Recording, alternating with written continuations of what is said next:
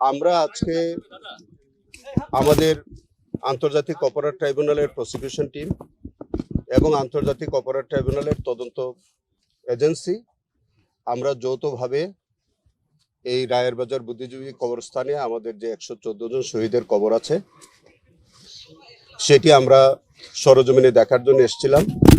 আপনারা জানেন যে আমাদের জাতিসংঘ রিপোর্ট অনুযায়ী 1400-এর মতো আমাদের শহীদ হয়েছে এবং আমাদের প্রায় 15 থেকে 20 হাজারের মতো আহত এবং পঙ্গুত্ব বরণ করেছে। 25,000 পঙ্গুত্ব বরণ করেছে। আমরা আজকে মূলত আমাদের তদন্তের একটি অংশ হিসাবে এই গণকবর সরজমিনে পরিদর্শনের জন্য এসেছিলাম। আপনারা জেনে থাকবেন যে আমরা ইতিমধ্যে 834 জনের মতো আমাদের যারা শহীদ হয়েছিল তাদেরকে আমরা শনাক্ত করতে পেরেছি, তাদের গেজেটভুক্ত হয়েছে। তার বাইরে যে 1400 জনের মধ্যে আরো যারা আছে তাদের মধ্যে আমরা সন্দেহ করি যে আজকে যে গণকবরটি 114 জনের আছে তারা আছে। আমাদের জোরাইন কবরস্থানে সেখানে একটি গণকবর আছে, আমরা সেটাও পরিদর্শনে যাব। আমাদের মাতোয়াইলে একটি গণকবর আছে, সেটা আমরা পরিদর্শনে যাব। আমাদের নারায়ণগঞ্জে একটি গণকবর আছে, সেটা আমরা পরিদর্শনে যাব। আমাদের একটা মুন্সিগঞ্জে একটা বড় গণকবর আছে, সেটা আমরা পরিদর্শনে যাব। এবং প্রত্যেকটি গণকবরে আমাদের যে ডিএনএর মাধ্যমে আমাদের সেই শহীদদের লাশ শনাক্তকরণের জন্য আমাদের উঠে দাঁড়াতে হবে। স্পিড সকল অন্যায়ের বিরুদ্ধে রুখে দাঁড়ানোর এনার্জি পার্টনার। ইনভেস্টিগেশনের পক্ষ থেকে আমরা সেইভাবে কাজ করেছি। অনেকে ডিএনএ টেস্টের মাধ্যমে আমরা কিছু কিছু রিপোর্ট আমরা পেয়েছি। আরো আমাদের তদন্ত অব্যাহত আছে এবং যেভাবে তাদেরকে শনাক্ত করা সম্ভব হয় সেভাবে আমরা কাজ করে যাচ্ছি। আপনারা জানেন যে এই 4-5টি গণকবরের বাইরেও তখনকার সময় আপনাদের মনে থাকবে যে তখন অনেক হাসপাতালে অনেক ডেড বডি থাকতো, যারা জুলাই যোদ্ধা শহীদ তাদের এই ডেড বডিগুলো তখনকার হাসপাতালগুলো অনেকগুলো হাসপাতাল, সেগুলো আমরা চিহ্নিত করার চেষ্টা করছি। আমরা এখন এই হাসপাতালগুলোর নাম আমরা বলতে চাই না। সেখানে তারা রেজিস্ট্রিতে এন্ট্রি করতেন না এবং বেওয়ারিশ লাশ হিসেবে মানে তারা এইগুলো ডিসপোজাল করতেন। কখনো কখনো ওই পরিবারের সদস্যরা তারা এন্ট্রি ছাড়াই তারা দাফন করতেন। সেখানে সুরত করতে দেওয়া হতো না, পোস্টমর্টম করতে দেওয়া হতো না, বা ইভেন দেন হাসপাতালগুলো রেজিস্টারে তারা এন্ট্রি পর্যন্ত করতেন। এবং আপনাদের অবগতির জন্য বলি যে আমাদের ঢাকারই একটি নিকটস্থ নদীতে একটি হাসপাতাল থেকে অনেক ডেড বডি পানিতে ভাসিয়ে দেওয়া হয়েছে। সেই তথ্য আমরা ইনভেস্টিগেশনে পেয়েছি। আমরা সেই হাসপাতালের তখনকার কর্তৃপক্ষ সহ যারা এই অপরাধের সাথে যারা জড়িত ছিল আমরা তাদেরকেও শনাক্তের চেষ্টা করছি এবং তাদেরকেও আমরা বিচারের আওতায় ইনশাল্লাহ নিয়ে আসবো।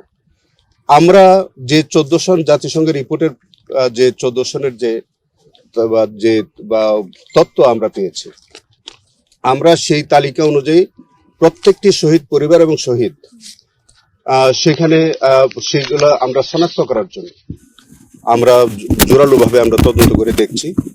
আমাদের জাতির কাছে আমাদের কমিটমেন্ট যে প্রত্যেকটি শহীদের আমরা তাদেরকে শনাক্ত করে প্রত্যেকটি শহীদের বিচার আমরা বাংলার মাটিতে নিশ্চিত করতে চাই এবং ইনশাল্লাহ আমরা কোনো অপরাধী এই হত্যাকাণ্ডের সাথে এই জেনোসাইডের সাথে যারা সম্পৃক্ত কোনো অপরাধী যাতে পার পেয়ে না যায় আমরা সেইভাবে আমরা কাজ করছি। আমরা আপনাদের মাধ্যমে আমরা জাতিকে প্রতিশ্রুতি দিতে চাই যে এই গণহত্যার সাথে যারা জড়িত, রাষ্ট্রের যত বড় ব্যক্তি হোক, রাষ্ট্রযন্ত্র যারাই জড়িত থাকুক, এবং যারা এর মধ্যে তারা যদি মনে করে থাকেন যে তারা পার পেয়ে গেছেন, তারা বুকার স্বর্গে বাস করছেন, আমরা আমাদের ইনভেস্টিগেশন আমাদের প্রসিকিউশন টিম এই প্রত্যেকটির বিচার ইনশাআল্লাহ আমরা বাংলার মাটিতে নিশ্চিত করব। যে সকল শহীদদের আমরা শনাক্ত করতে পেরেছি সেটা তো পেরেছি, যাদেরকে শনাক্তকরণের প্রক্রিয়া চলমান আছে প্রত্যেক শহীদ পরিবারের কাছে আমাদের অনুরোধ, আপনারা আমাদের প্রসিকিউশন টিম অথবা আমাদের তদন্ত সংস্থার মাধ্যমে আপনারা মাঝে মাঝে আমাদের সাথে যোগাযোগ করবেন। আমরা যখনই যেটা উদ্ঘাটন করতে সক্ষম হব অথবা শনাক্ত করতে পারবো সেই তথ্যটা আপনাদের কাছে আমরা সরবরাহ করব। সেই জন্য আপনাদের অনেকেরই হয়তো কনফিউশন আছে যে আপনারা কিভাবে কি প্রক্রিয়া আপনাদের এই তথ্যগুলো জানবেন। আমি সরাসরি বলতে চাই, সেটা আমার কাছেও জানতে পারেন, আমার প্রসিকিউশন টিমের কাছে জানতে চাইতে পারেন, অথবা আমার তদন্ত সংস্থায় যিনি আছেন, যারা আছেন, তাদের কাছেও আপনারা এই ইনফরমেশন গুলো পাবেন। তবে আমাদের তদন্ত অব্যাহত আছে। আমাদের জন্য আপনাদের সহযোগিতা চাই। আপনাদের কাছেও যদি কারো কোনো তথ্য বা কোনো ইনফরমেশন যদি আপনাদের কাছে থাকে, সেটি এবং যার কাছেই যা ইনফরমেশন আছে, তাদের কাছে আমরা উদাত্ত আহ্বান জানাচ্ছি আমাদেরকে প্রয়োজনীয় তথ্য দিয়ে আমাদের সাক্ষ্য প্রমাণের সহযোগিতা করে আমাদেরকে সহযোগিতা করবেন। আমি তো আপনাকে পরিষ্কার বললাম যে ঢাকার সন্নিকটে একটি নদীতে একটি হাসপাতাল থেকে অনেক ডেড বডি ফেলে দেওয়া হয়েছে, নদীতে ভাসিয়ে দেওয়া হয়েছে, এই তথ্য আমাদের কাছে আছে। আমরা সেই হাসপাতাল, সেই তখনকার কর্তৃপক্ষ এবং যারা এই ঘটনার সাথে জড়িত, সেটি আমরা শনাক্ত করার চেষ্টা করছি। যেসব ডেড বডিগুলো নদীতে ভাসিয়ে দেওয়া হয়েছে বলে আমাদের কাছে তথ্য এসছে, সেইগুলো আমরা শনাক্ত করার চেষ্টা করছি এবং এইগুলি প্রকৃত ইনভেস্টিগেশন শেষ হওয়ার পরে নিশ্চয়ই আপনারা দেখতে পাবেন যে তাদেরকে বিচারের আওতায় আনা হয়েছে। আমার মনে হয় ইতিমধ্যে আমার বক্তব্য থেকে আপনার এই বিষয়টা পরিষ্কার হয়েছে। আমাদের যে 834 অথবা পরবর্তীতে আরো 8টি লাশ, প্রায় 865টা আমাদের ইতিমধ্যে শনাক্ত হয়েছে। আর বাকি যেগুলো শনাক্ত হয়নি সেটার বিষয়ে আমরা এখন তদন্ত কাজ করছি। তারই মধ্যে আজকের 114টি জোরাইন কবরস্থানে, নারায়ণগঞ্জে, মাতোয়াইলে এবং মুন্সিগঞ্জে, সেখানেও আমরা শনাক্ত করার চেষ্টা করছি সেখানে কতগুলো লাশ আছে এবং সেইগুলি বা জুলাই শহীদ কয়জন, এইটি আমরা এবং নদীতে ভাসিয়ে দেওয়া হয়েছে কতগুলো, এইগুলি যখন আপনি যোগফল দেখবেন তখন দেখবেন যে 1400 থেকে বেশি হয়ে যেতে পারে।